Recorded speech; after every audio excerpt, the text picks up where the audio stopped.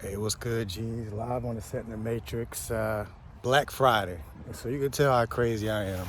Or some of you guys are out there in line, maybe trying to get big screen TVs to watch more Matrix programming. I'm here talking about Christ consciousness in the Matrix, right? So it just shows how nutty I am, especially in this reality where it's obvious that you guys do not care about waking up or changing the potentials that can happen here. It's very interesting.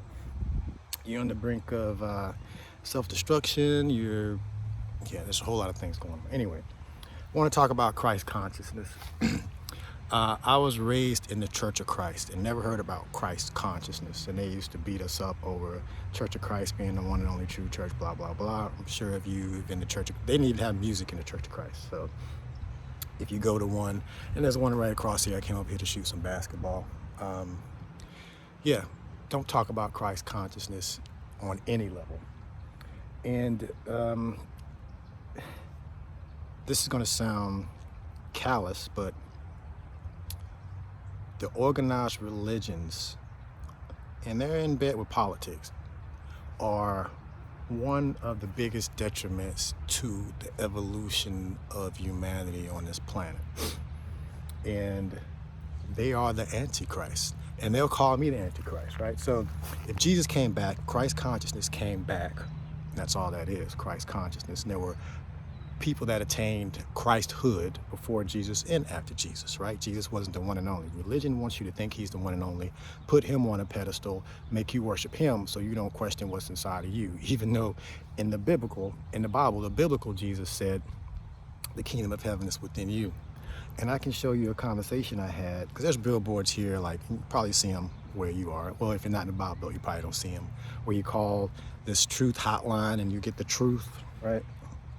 And I talked to this guy a couple times. In the first documentary, you could see the conversation where the summarized version is, I was looking for God within me and he was searching for God outside of him. And, and he talked about belief and faith and all of this stuff, right? That's kind of where it goes to when you actually bring in logic, facts, and truth. You get into belief and faith. That's because you have to believe in something if you don't know it, right? And we did a video on that not too long ago. But these are the people that are answering the questions by sincerely seeking people. That's why church, in my opinion, is declining, because they're not giving anyone anything of value. They're just talking about belief, faith, and you get something later when people have issues now that they need to deal with. And I've attempted to work with the churches, and it's pretty funny, like the churches don't want to work with the Christ, don't want to work with Jesus, right? You would think they'd be happy to see me. Not the case. Not many people are happy to see me, actually. First Thanksgiving alone, which was interesting, but it is what it is. But it makes you wonder, like in the Bible when Jesus said, why did you forsaken me? Like, why me, basically? Because who wants to do this work, right? Who wants to go against all of the crap you got to go against here on a large scale? Now think about it. You guys have seen examples of Malcolm and Martin, right? And those are pretty examples that have happened. There's footage of these guys, and they did a lot of good work. But you don't want to be them, right? You don't want to play that game, even though you see the benefits of it, and you may be reaping some of the benefits of what they've done, the work that they put in.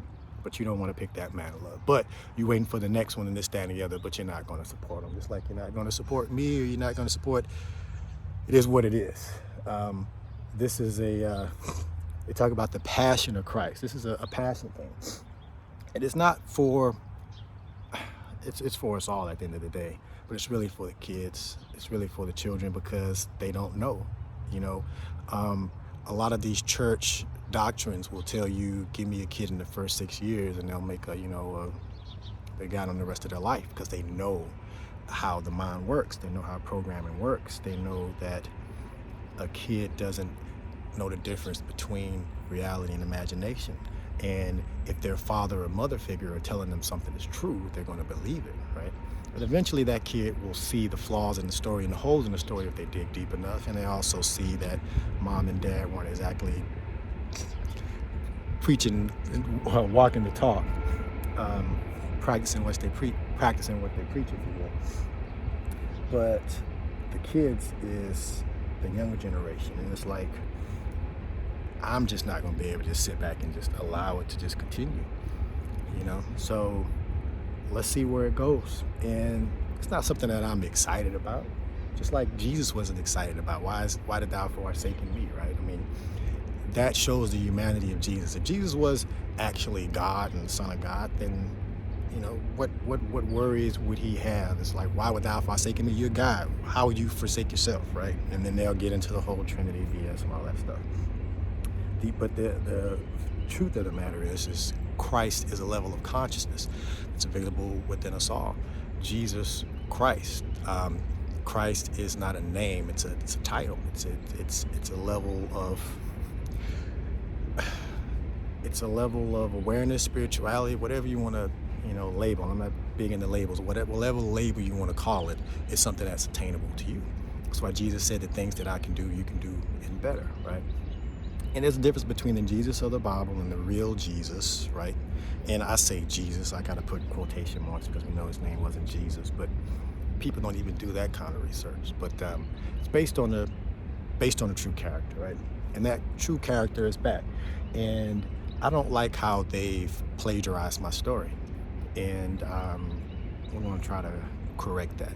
And it's going to be interesting because they're not going to want to admit that there's more to the story, or that they could be wrong, or that they don't have all of the story, because they've been preaching this stuff and benefiting off this stuff for years. I mean, look how these preachers have become prosperous. Think about this tithing and 10%. What does God need with your money, right? Think about that. Anyway, all of this money that has been taken from poor people that actually want to have change. And not all poor people, but it's been preyed on the poor and the weak, people that don't have the knowledge themselves, and they're looking for someone to teach them, someone that supposedly has done that research themselves. And when you really look at these people that are up here preaching, they haven't done any research. They're just regurgitating what's been taught, just like in the university. So a lot of my story has had to deprogram myself, right? I was brought up in that indoctrination. And truth be told, you look at all of the abuse that's in the Catholic Church, and it's not just in the Catholic Church, it's in the Christian Church as well. And I was a victim of part of that abuse, and it took some healing to get through that. So it's not just the Catholic Church. It's shoo-shooed and thrown under the rug and all of that stuff. So I don't have a love relationship with the church. My experience with the church has not been good. My experience with Christians has not been good. And Jesus was already against the church and state. You look at his story, he was basically a rebel that was against the church and state. When he went away, where did he go? He went to learn, he went to teach, he went to find out himself, and then he came back.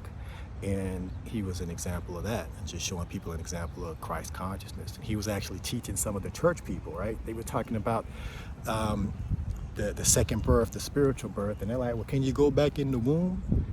Like common sense stuff, spiritual common sense. They didn't have it then. We still don't have it now, and it's thousands of years later. And yeah, I don't think we have another 1,000 years to muddle around and just play around with what ifs and what ifs. In this age of information, ignorance is a choice, and it's not a wise choice. So if we're basing ourselves on characters and patterns, and we can get into characters and patterns, because that's what we are. You can think of Christ consciousness as a pattern.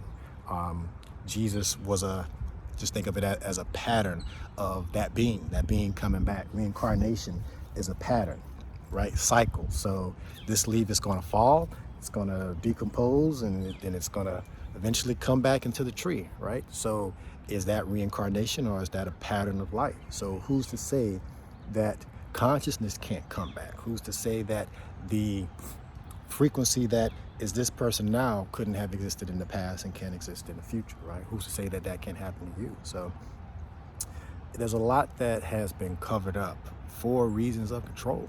That's really what it boils down to. And I just can't sit back and just watch it go down the drain. I mean, we're on the cusp of a whole lot of things. And The church is a big part of it. So it's like the light side and the dark side. Those that want people to awaken and those that want people to be asleep, because it's easier to control a sleep sheep than an awake lion, right? It's easier to control a flock of sheep. Try controlling a flock of lions. I know lions don't flock, if you get what I'm saying. So that's the name of the game.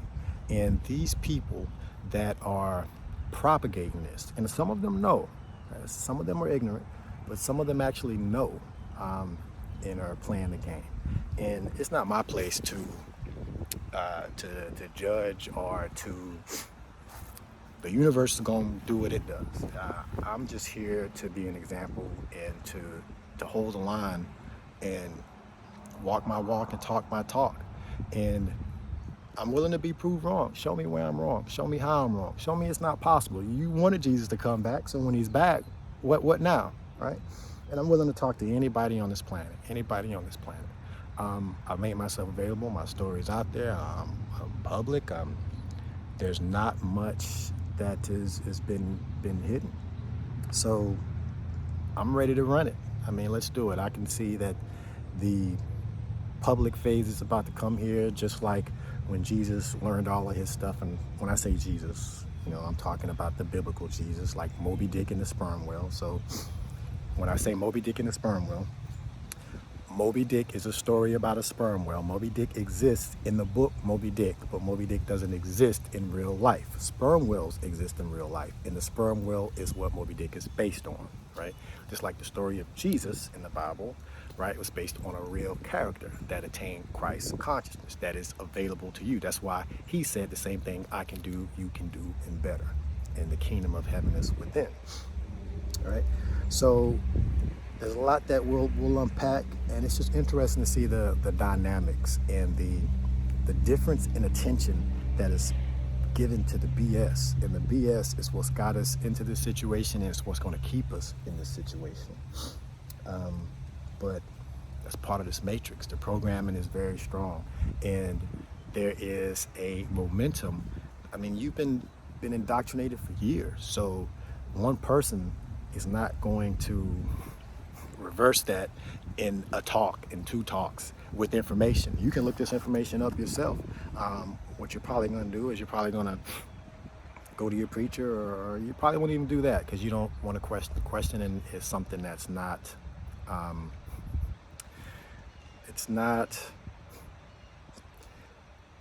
it's kind of looked down upon in church. You don't question God, don't question this, don't question that. When we're curious, we have questions. Why shouldn't we question? Why shouldn't we ask? Why shouldn't we know? We're curious when we come in. We're children. We're asking questions. And then eventually when the grown-up doesn't know, because I told you so. Well, that doesn't work, because what if you're telling me wrong, right? Could you be wrong? Could I be wrong? Yes, I can definitely be wrong. I'd love to be proven wrong.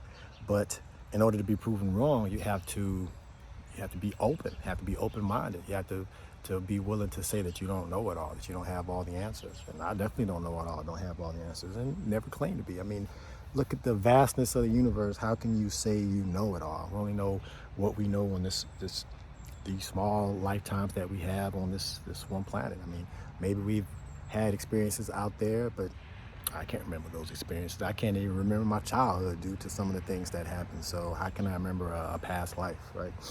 But bits and pieces come through, just like bits and pieces of my memory. But I don't have a vendetta against the church or the state. There is organization there. There's buildings there. There is resources. They're in the hood. They're just taking money out of the hood and giving it to people that are helping on not helping on a level. They're helping themselves. And some may think they're preaching the gospel. Some, I don't know. You can't paint with that broad of a brush. But when I look at the whole entirety of it, what the church could do. I mean, think about it. Would Jesus come here and be in church screaming and shouting and all of this stuff? He wasn't doing that back then. What makes you think he'd come back and do that now? But we'll get into it. And it's going to be controversial. It would have been controversial. It's going to be controversial either way it goes. So it is what it is. But when you come at me, And I've tried to make this very easy. So the 100-degree challenge would be the easiest I can make it. I'm not smart enough to make it any easier than that. We're talking about spiritual common sense. We're spiritual beings having a human experience, right? So start there. Now, Christ consciousness is a level of spirituality, a level of awareness to where you realize you are God, right? And that's what's been talked about for ages. Man, know thyself. Be still and know that you're a God. When Jesus said, isn't it written in your book? When I say Jesus, again, quotation marks, your book, not his book, your book, that you are God's, right? So, and that's the truth. And we showed you that before, even in your book, the creation stories and all of that stuff. So for me, it's about the children that don't know and are being programmed by adults that don't know.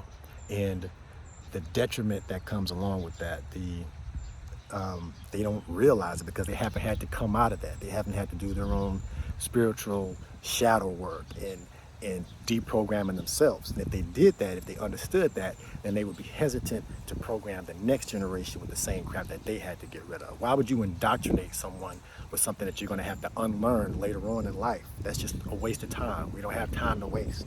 Time is the most precious thing that we have. And yeah, I think I'm off of my soapbox for now, but yeah, we'll get back. We'll get back to some other things, but yeah, I just kind of want to talk to that y'all. All right, peace.